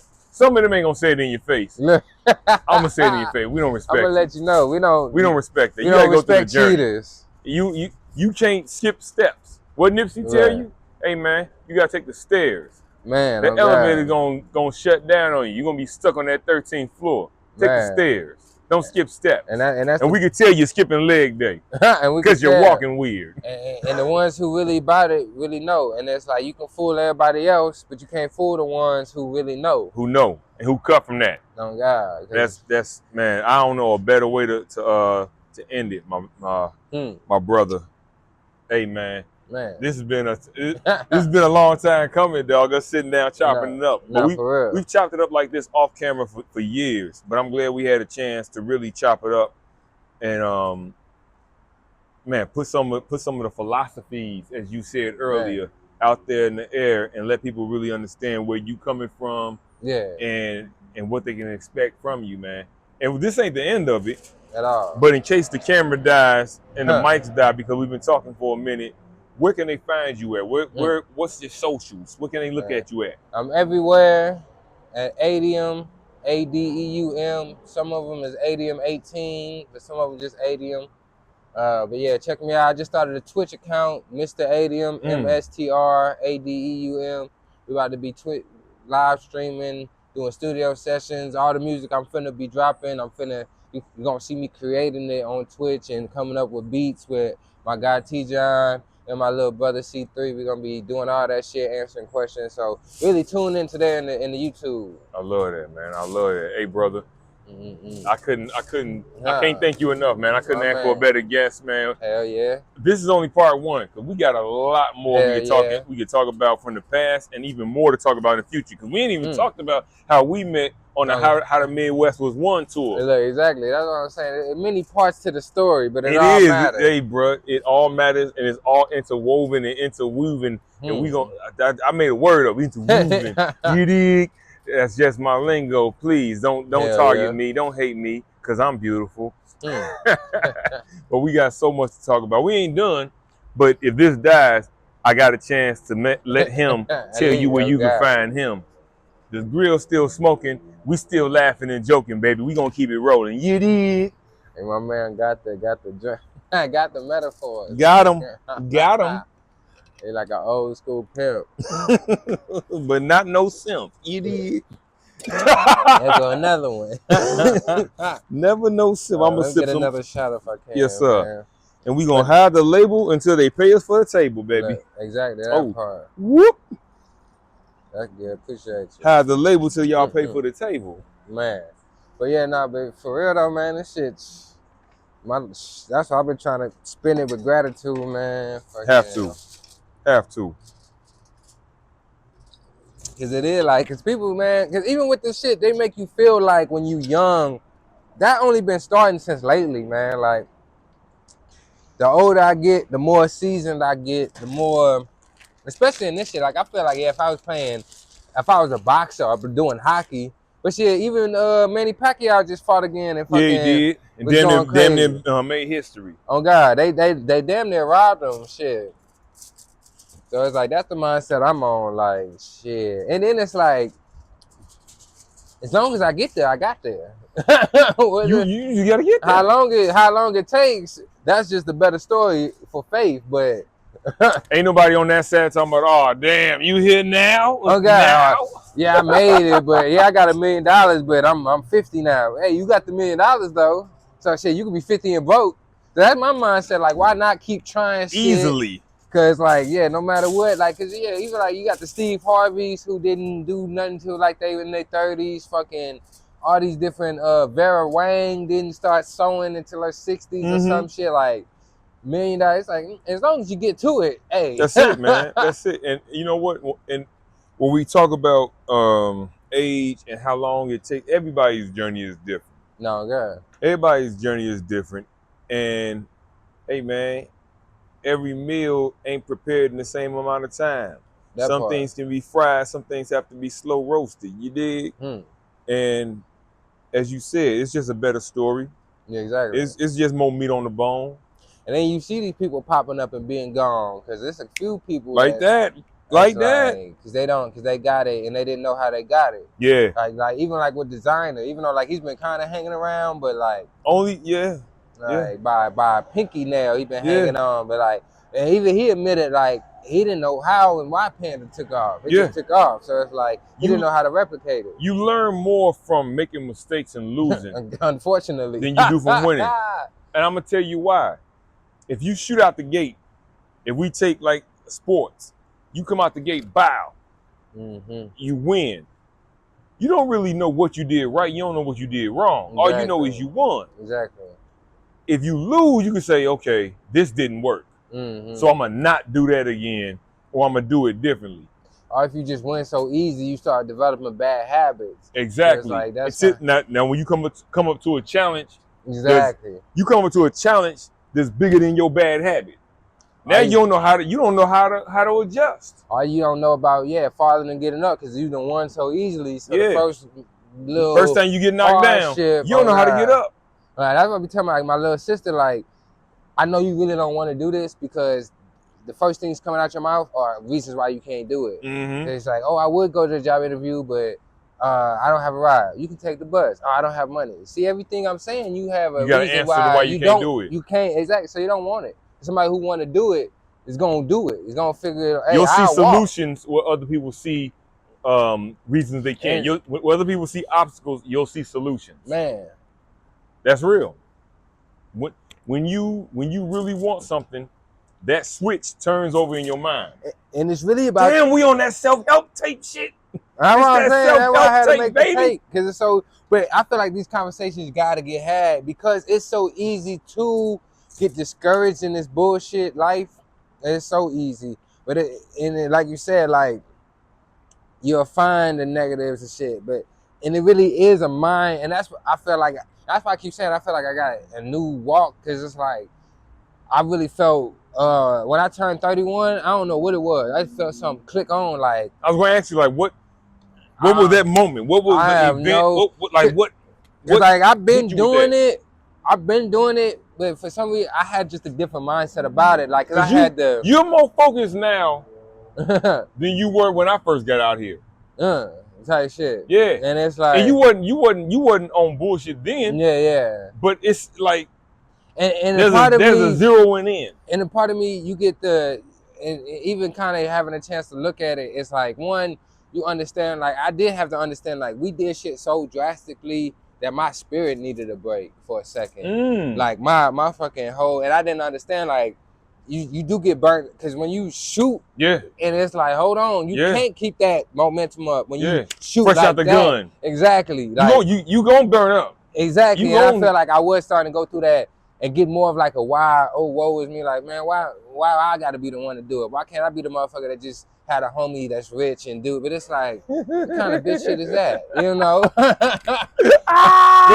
And it really is a mindset shit. We're laughing at you. And it really is a mindset shift of like, no, you get to do this shit every day. You're fortunate enough. Because I know with being broke, feel like I've been long enough. And so it's like, no, I'm fortunate to try to get this shit popping every day. Stop. Why you was thinking that it's that shift is that's a real, and that's really shift. What is, and that's really what changed for some reason, like not for some reason, for a purpose of just like, because I be telling people, like I feel like 35 I'm finna be on my prime, like straight best embodiment. So I'm still ahead of the game a little bit. I got some years to go. And I feel like with the young, like we say, you try to age out, but it's like when you really think about it, what the fuck do you supposed to do in your 20s besides fuck up and figure shit out and you know, get drunk all night and party and fucking like. I tell the 20-somethings that I know, go make some mistakes. Exactly. Go fuck up. I tell my go live your life and fuck up. As long as you ain't in jail or get a girl pregnant, you good. Unless it's a girl you really love, like go fuck up. And like,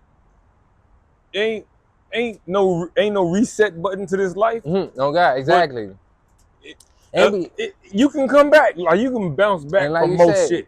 This the first time all of it. Ain't no reset button. Ain't no guidebooks. Hey, and that's what you gotta. I've been giving myself grace with that shit. You have to. Like, you have to. I told myself the other day, dog, like maybe a week or so ago, I was like, man, you know what? Man, I forgive myself for the bad decisions I made without having prior knowledge. And I forgive myself for the bad decisions I made with prior knowledge. Because it was like that. It was some shit I didn't know better, and there was some shit that I knew better.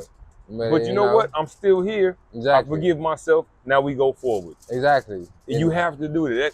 And you got time. The self-help tape is out right now. Woo! This is the deluxe version. Hey, oh God, this is the deluxe. Just the therapy session at the end. Bruh. Talking. But I mean, in all seriousness though, that's like really how I've been like trying to. And then me thinking and believing this is when the T-John hitting me like, hey, I got the studio situation. You know, different people hitting me about shit. And it's like, damn, it is kind of like the more I let go. Well, you were ready. Exactly. You were ready. And not when I thought I was ready. Like, damn. It's like looking back, it's like, yeah, right now I am more like this message. Like, this is what I want to give to people. I don't know what my message would have been beforehand, you know. So it's like, this is like, or even like my older music. Some of it I took down because it's like, no, I like this message I'm doing now. Like I like what I'm speaking now. Like, yeah, we finna do the fun shit, but it's still all gonna have a message. But fucking, yeah, it's really just, a mindset shift, man. Like I love it, bro. I love it. fucking I love it, man. That's life is clutch. really what you make this shit. I believe, and this is why I really dig what Pharrell did with his autobiography. Did you see it? I ain't seen it, but I know what you're talking about. You I need to seen watch it. clips. Watch it. Okay. You need to Personally, watch it. okay. You specifically need to watch it. I'm gonna do that then. The fact that he made his autobiography with Lego blocks, it spoke to me because as I get older, the more I live, I feel like all this shit is just Legos. Man. And like sometimes, not sometimes, fuck it, I'm gonna make it tangible.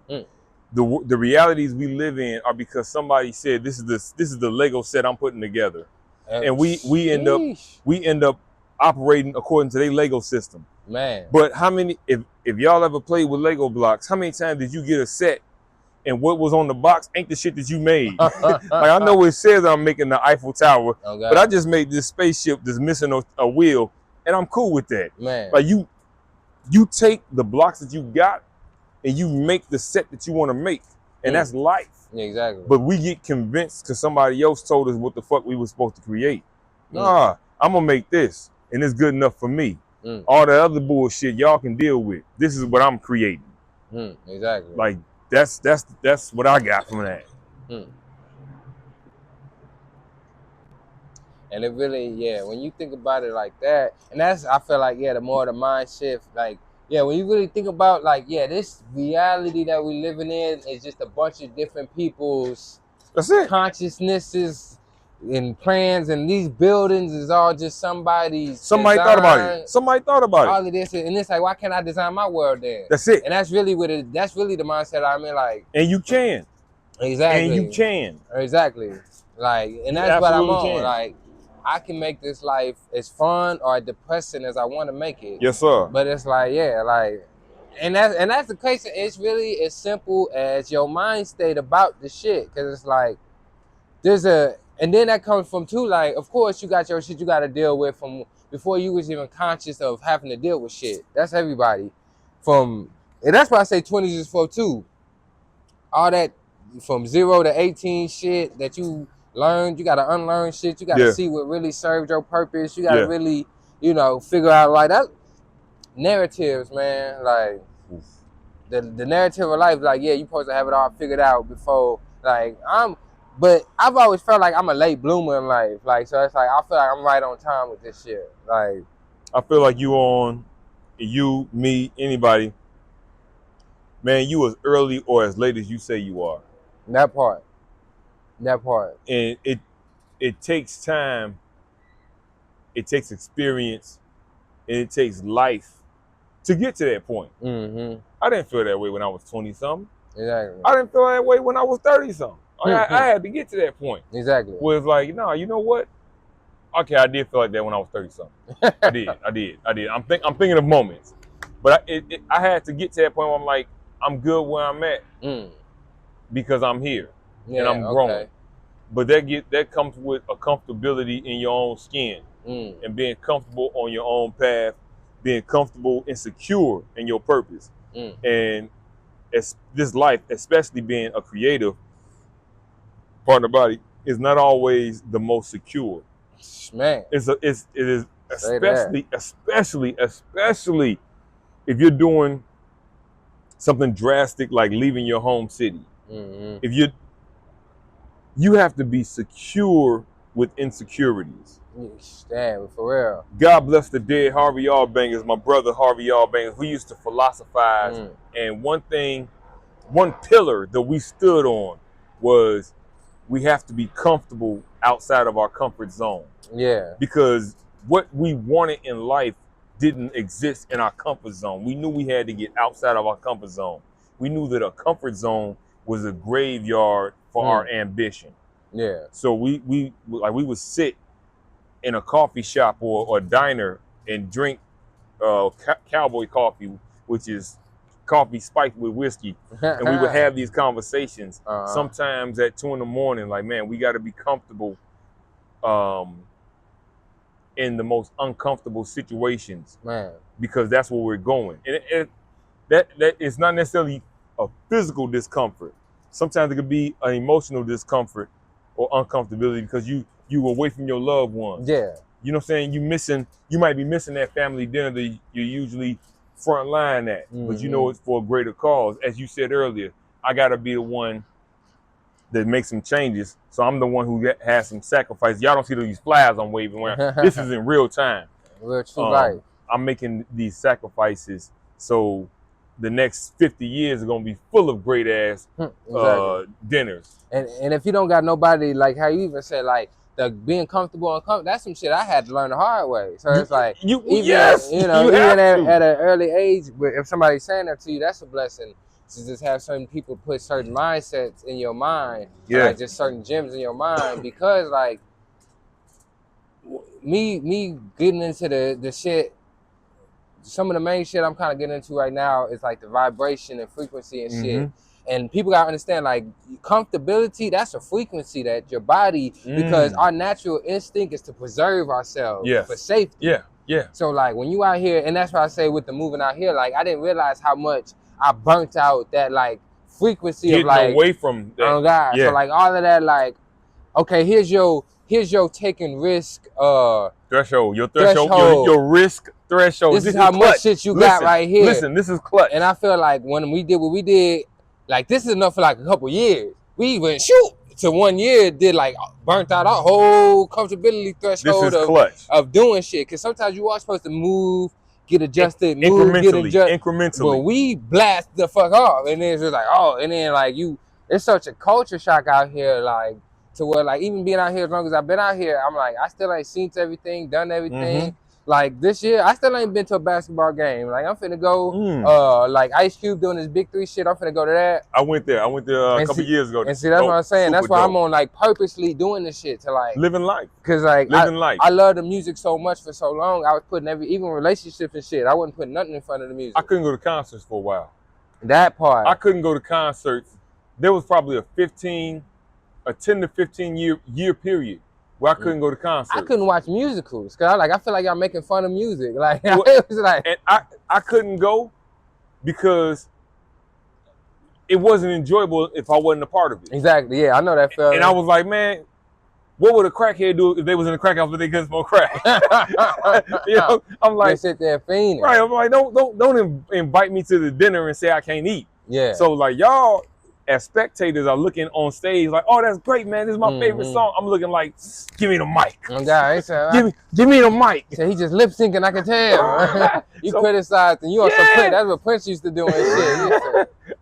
For years, I couldn't enjoy. So I missed about a decade of concerts because I couldn't go. Because I'm like, if I'm not on the bill, I can't be around it. And that's some shit you probably look back and like, I could have went to a couple. But if you ain't got somebody telling you like, no, you too harsh on yourself. I definitely looking back and like, when this album dropped and everybody's like, but this show was crazy. I'm like, that was in that period where I didn't want to see it if I wasn't a part of it. I was just talking to Nussette about some shit because like Kendrick Lamar, I ain't like Kendrick Lamar at first just because he had a very monotone voice, and I had a monotone voice rapping.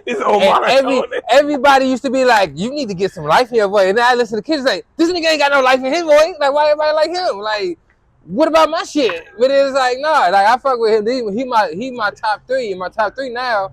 But it's like then, cause of that jealousy, cause of that, like, no, like. But what about me? But then, and that helped me, cause now, like, even in my speaking voice, I got a lot more life and shit like that. So it's like, I was real, like, reserved and talking low with no inflection and sounding real dry at the throat, but it's like, nah. Fucking real Squidward. So it's like, nah. So it did help me, but then in that instant, I'm like, fuck Kendrick, man. This old monotone, I'm monotone. Why can't I be on my God. All right. Hey, that's real. These are the things that artists internalize and go through. You don't even know what we go through. You don't know what we go through to give y'all this. Look how much we love y'all. The shit we go through to give y'all the dope shit. The shit that we go through to give y'all the self-help tape. Man. And just being brave enough to speak it out loud. That's what I've been on. Life too short, man. It is. I'm saying anything come to my mind. My next couple songs finna be ignorant, man.